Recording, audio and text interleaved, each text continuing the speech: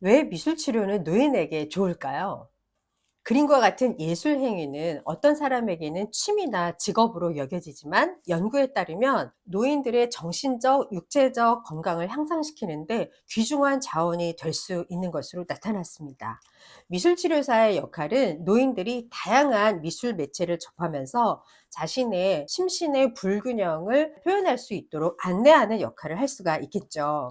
오늘은 세션을 하는 동안 치료사가 어떤 방법으로 어르신과 함께 미술 치료를 하면 좋을지 요령이나 주의점에 대해서 말씀드리고요. 또 미술 치료가 어떤 면에서 어르신들께 효과적인지에 대해서도 말씀드리도록 하겠습니다. 바로 시작하시죠.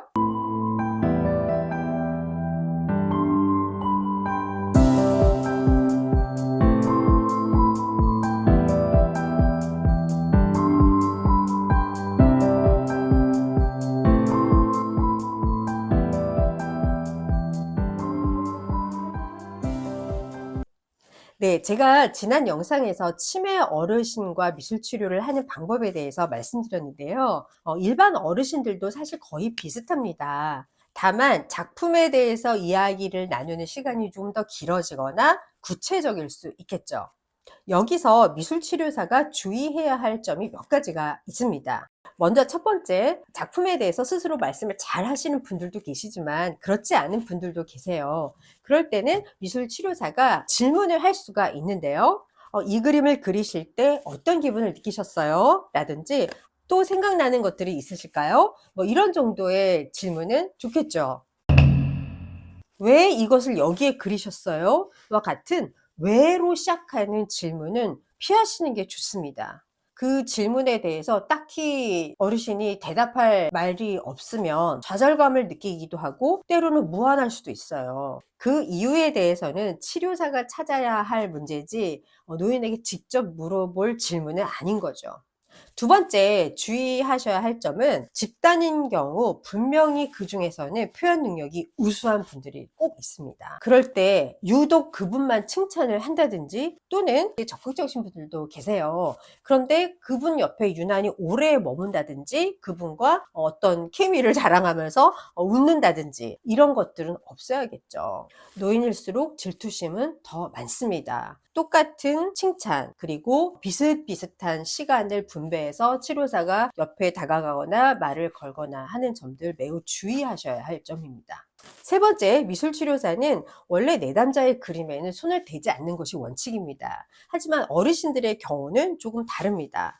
종종 뇌졸중으로 인해서 편마비가 오셨거나 아니면 손떨림이 있는 분들이 계세요. 그럴 경우에는 치료사가 손을 잡아준다든지 물감을 대신 짜준다든지 가위질을 해드린다든지 여러 가지 활동을 도와드릴 수 있습니다. 마지막으로 특히 한국 어르신들은 한자어를 쓰신 세대이기 때문에 대부분 초록색도 파란색, 파란색도 파란색이라고 말씀을 하십니다. 그 이유를 말씀드리면요. 파랗다라는 말은 풀을 일컫는 뜻으로 풀빛을 띠다 라는 말입니다. 우리말의 푸른색은 풀이 어원이고요. 풀을 청자 한자를 보시면 푸르다, 녹청, 대의, 겉껍질이라는 세 가지 뜻을 가지고 있어요. 그래서 이 한자 풀청의 뿌리는 음양오행에서 동방의 색을 의미하고요. 청은 바다나 하늘 같은 파란색이 아니라 봄날의 초록의 어린 싹에서 볼 수 있는 그런 초록을 말하는 것이죠. 그러니까 푸른 나무와 같은 식물이기 때문에 우리말 순수어는 오행 중에 목이 지니고 있는 색채 메타포를 그대로 품고 있습니다. 그래서 우리나라 사람들은 언어적으로 파란색과 초록색을 혼돈하여 사용하는 경우가 많은 것이죠. 네, 그러니까 집단 미술 치료를 할 때 선생님 나 저기 파란색 좀 집어다 줘요 라고 얘기를 하셨을 때 우리 치료사께서 눈치껏 어르신의 그림이나 작품을 딱 보고 진짜 파란색을 원하시는 건지 아니면 초록색을 원하시는 건지 눈치를 예민하게 채시고 가져다 드리는 게 필요하겠죠. 그러면 노인에게 미술치료의 장점은 무엇일까요? 제가 6가지로 나누어서 설명을 드리겠습니다. 첫 번째, 기분이 개선됩니다.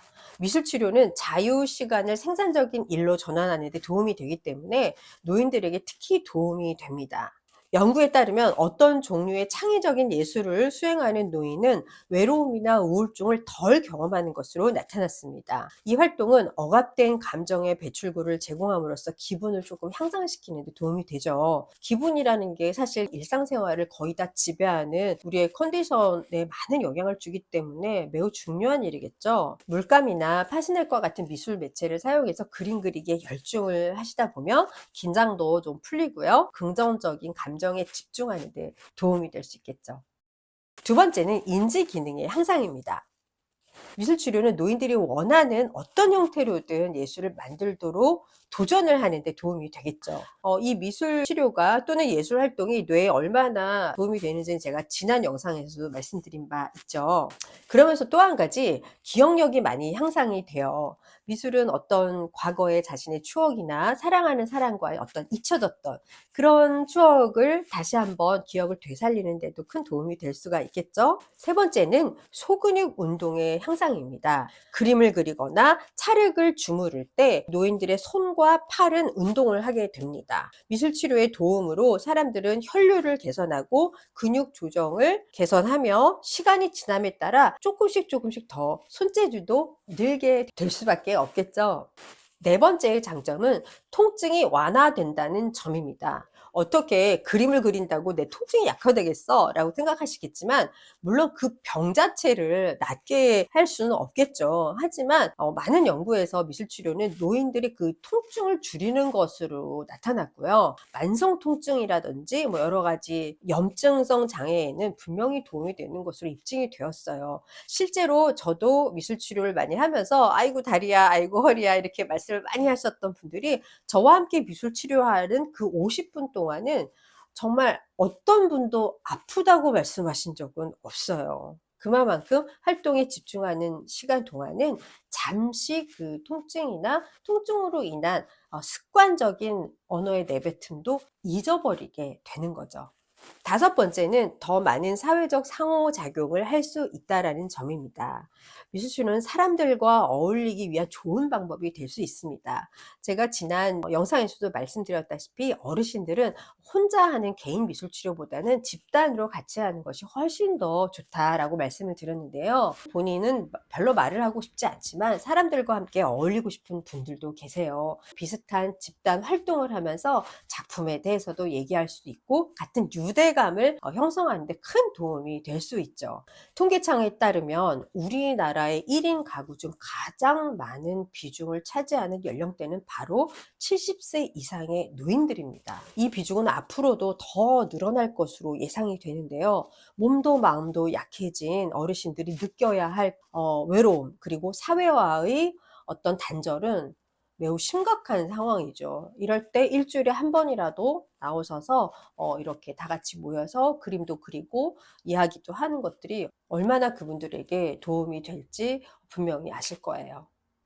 마지막으로 미술치료의 큰 장점은요. 좀 더 나은 자기 표현을 할 수 있다라는 점이에요. 대부분의 노인들은 신체적, 정신적 약화로 인해서 이제 사람들과 의사소통하는 데 조금씩 어려움을 느끼게 됩니다. 미술치료는 그런 분들의 생각을 표현하는 대안적인 방법이 될 수 있겠죠.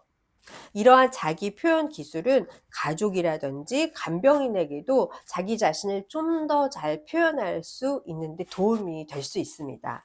예술은 매우 치료적인 능력을 가지고 있고요. 또 종종 억압된 감정을 공개적으로 이렇게 드러내는데 도움을 줄 수 있어요. 이러한 것들은 사람들이 자신의 방식으로 상실이나 슬픔을 잘 처리하고 그 과정에서 스스로를 치유하는 데 도움이 될 수 있다는 것이죠.